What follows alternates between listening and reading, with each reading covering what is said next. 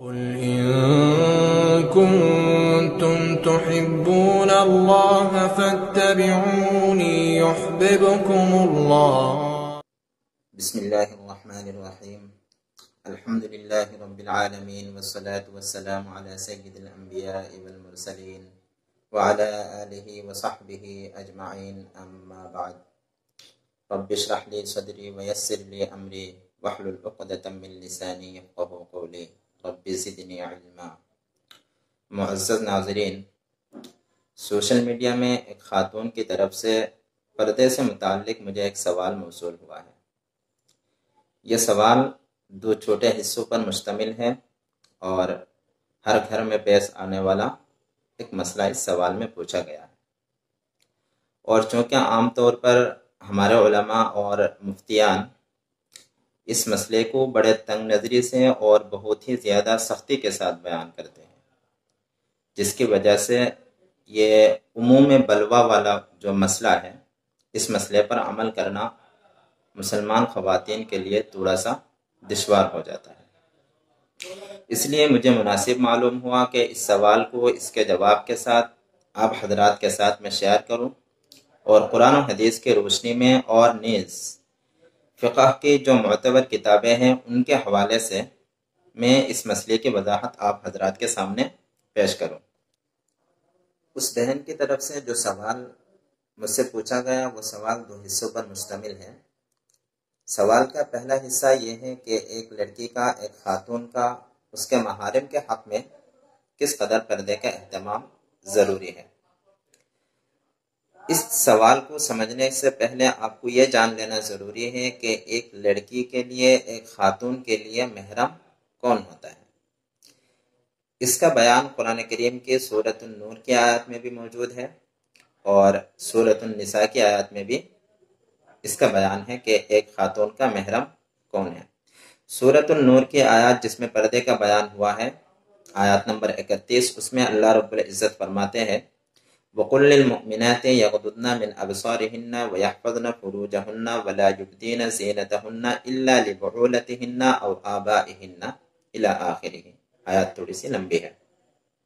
اس آیات میں اللہ رب العزت فرماتے ہیں کہ اے پیغمبر، آپ امت کی بیٹیوں سے، اپنی بیٹیوں سے کہہ دیجئے کہ وہ اپنی نگاہ کو کم رکھیں، لالچی نگاہ سے کسی کو نہ دیکھیں، جسم کے خود و خال کے جائزہ لینے والے نظروں سے کسی کو نہ دیکھے، اور اپنی شرمگاہوں کی حفاظت کرے، اپنے جسم کے مستورہ اعضاء کو غیر مردوں کے حق میں ان کے سامنے ظاہر نہ کرے، مگر وہ مرد جن کے ساتھ اس کا نکاح حرام ہے، جیسے اس کا باپ ہے، اس کا شوہر ہے جس سے اس کا نکاح ہو چکا ہے، اس کے بھائی، اس کے بھانجے وغیرہ، ان کے سامنے اگر جسم کے کچھ حصے ظاہر ہو جائے تو اس میں کوئی حرج اور کوئی مذائقہ نہیں ہے. اب آتے ہیں اس بات کی طرف کہ ایک خاتون کا اس کے محارم لوگوں کے حق میں کتنا سطر ہے، یعنی سطر کا حد کیا ہے، جسم کے کہاں سے لے کر کہاں تک کے حصے کو چھپانا ضروری ہے. اس سلسلے میں حضرت عبداللہ ابن عمر رضی اللہ عنہ کی ایک حدیث ہے جو صحت کے اعتبار سے حسن درجے کی ہے. اس میں اللہ کے رسول صلی اللہ علیہ وسلم ارشاد فرماتے ہیں کہ ایک سطر گھٹنے، ناف سے لے کر گھٹنے تک کا حصہ ہے. یہ حدیث عام ہے، اس میں نہ تو مردوں کا بیان ہے اور نہ عورتوں کا بیان ہوا ہے. لہٰذا اسی حدیث کو مدار بنا کر فقہا نے یہ مسئلہ اخذ کیا کہ ایک خاتون کا اس کے محارم کے حق میں سطر ہے ناف سے لے کر گھٹنے تک کا حصہ. لیکن قرآن کریم کی سورۃ التحریم کی جو آیات ہے اس کی روشنی میں فقہا نے پیٹ اور پیٹھ کو بھی اس میں شامل کیا ہے. خلاصہ کی یہ ہے کہ ایک خاتون کا اس کے محارم لوگوں کے حق میں سطر ہے ناف سے لے کر گھٹنے تک کا حصہ، پیٹھ اور پیٹ. اس کا مطلب ہے کہ اس کے لیے اس کا سر، چہرہ، ہاتھ، بازویں، سینہ، پستان وغیرہ اس کے محرم لوگوں کے سامنے کھولنا جائز ہے. اگر کام کاج کرتے وقت جسم کے یا اعضاء ظاہر ہو جائے تو یہ عورت گنہگار نہیں ہوگی. اس کا بیان فقہ حنفی کی مشہور کتاب المبسوط اس کے جلد نمبر 10 صفحہ نمبر 149 اس میں موجود ہے۔ مصنف فرماتے ہیں فَأَمَّا نَظْرُهُ إِلَى ذَوَاتِ مَحَارِمِهِ فَنَقُولُ يُبَاحُ لَهُ أَن يَنظُرَ إِلَى مَوْضِعِ الزِّينَةِ إِلَى آخِرِهِ۔ میں نے بتا دیا صفحہ نمبر جو جلد نمبر 10 صفحہ نمبر 149۔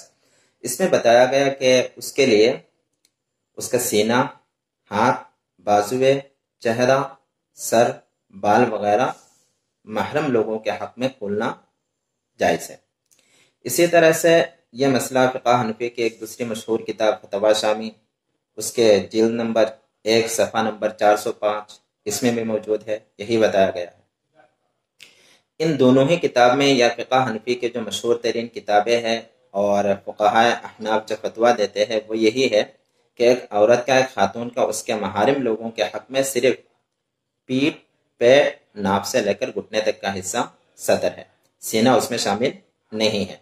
لیکن جو دیگر فقہاء ہے، چاہے وہ مالکیہ ہو، چاہے شوافیہ ہو یا حنابلہ ہو، جیسے فقہ حنفی کی آپ کے سامنے میں بیان کرتا ہوں، فقہ شافعی کی ایک مشہور کتاب ہے الفقہ المنہجی، اس کے جلد نمبر 1 صفحہ نمبر 125 اس میں بتایا گیا کہ عورت کا سینہ بھی صدر کے اندر شامل ہے۔ اسی طرح سے فقہ مالکیہ کی کتاب میں بھی حاشیۃ الساوی اس کے اندر بھی یہ بات لکھی ہوئی ہے کہ سینہ صدر کے اندر داخل ہے۔ اس سلسلے میں امام احمد بن حنبل بھی امام شافعی اور امام مالک کے ساتھ ہے، چنانچہ ان کے مسلک کی جو مشہور ترین کتاب ہے المغنی اس کے اندر یہ بات صراحت کے ساتھ موجود ہے کہ وَيَجُوزُ لِلرَّجُلِ أَن يَنظُرَ مِن ذَوَاتِ مَحَارِمِهِ إِلَى مَا يَظْهَرُ غَالِبًا كَالرَّقَبَةِ وَالرَّأْسِ وَالْكَفَّيْنِ وَالْقَدَمَيْنِ وَنَحْوِ ذَلِكَ۔ آگے لکھتے ہیں کہ اور اس کے لیے جائز نہیں ہے اپنا سینہ، پیٹھ اور پیٹ کو کھولنا۔ مطلب یہ ہے کہ باقی تینوں فقہا کے یہاں سینہ اور پستان وغیرہ محرم کے حق میں صدر میں شامل ہے، لیکن احناف کے یہاں شامل نہیں ہے۔ لیکن میری رائے اس سلسلے میں یہ ہے کہ اس سلسلے میں جو باقی تینوں امام ہیں، تینوں ائمہ ہیں، ان کا جو مسلک ہے، جو نظریہ ہے وہ زیادہ صحیح ہے، زیادہ مناسب ہے، اس لیے کہ اس دور میں جتنا فتنہ ہونے کا اندیشہ شرمگاہ سے ہے یا جسم کے دیگر اعضاء سے ہے، اتنا ہی فتنے کا اندیشہ سینے سے بھی ہوتا ہے۔ اس لیے عورتیں اپنے محرم لوگوں کے سامنے بھی سینے کو چھپانے کا اہتمام کریں اور سینہ ان کے لیے کھولنا جائز نہیں ہے۔ اس سوال میں جو دوسرا مسئلہ مجھ سے پوچھا گیا تھا اس کا تعلق ہے شادی کے بعد کی زندگی سے، کہ ایک خاتون، ایک لڑکی جب شادی کر کے سسرال میں چلے جائے تو اس کو سسرال والے رشتہ داروں کے سامنے کس قدر پردے کا اہتمام کرنا چاہیے۔ اس میں ہمارے فقہاء نے اور مفتیان نے اس قدر سختی کی ہے اور اتنی تنگ نظری سے انہوں نے کام لیا ہے کہ ایک لڑکی کے لیے سسرال کی زندگی کو شریعت کے موافق گزارنا دشوار ہو گیا ہے۔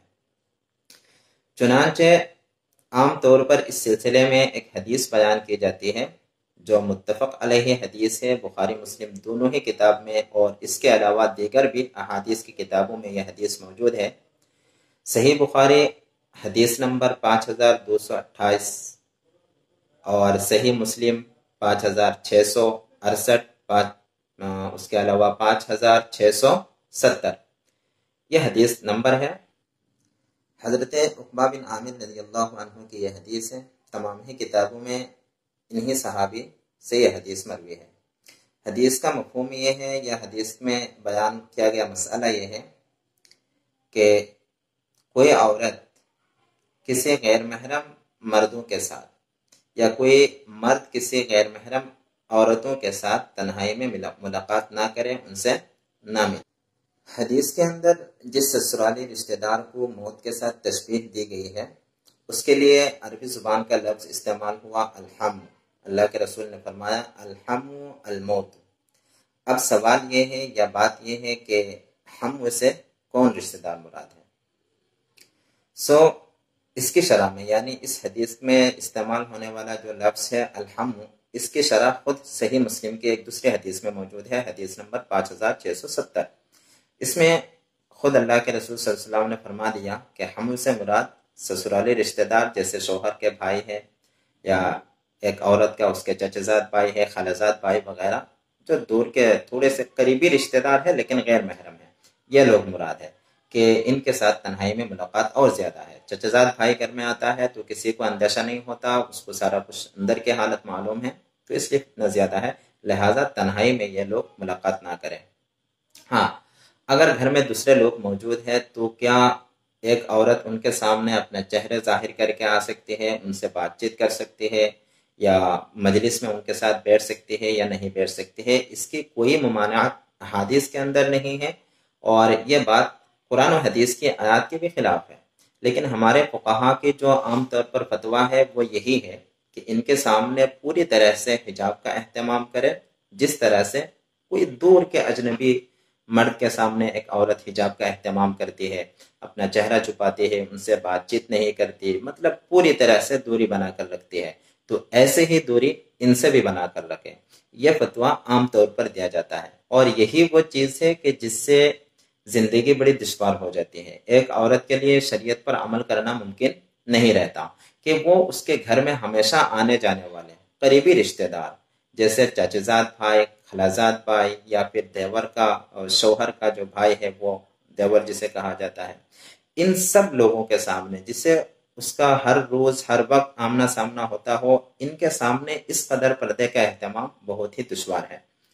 حالانکہ شریعت میں جو دشواری ہے یا تنگی ہے یہ مدفوع ہے، یعنی اسے قبول نہیں کیا گیا۔ شریعت نے انسانوں کو ایسی چیز کا مکلف نہیں بنایا، جیسے قرآن کریم کی سورۃ البقرہ آیت نمبر 286، اس کے اندر اللہ رب العزت خود فرماتے ہیں لا یکلف اللہ نفسا الا وسعها، کہ ہم انسان کو اس کے طاقت سے زیادہ بھاری چیز کی اس کے لیے مکلف نہیں کرتے۔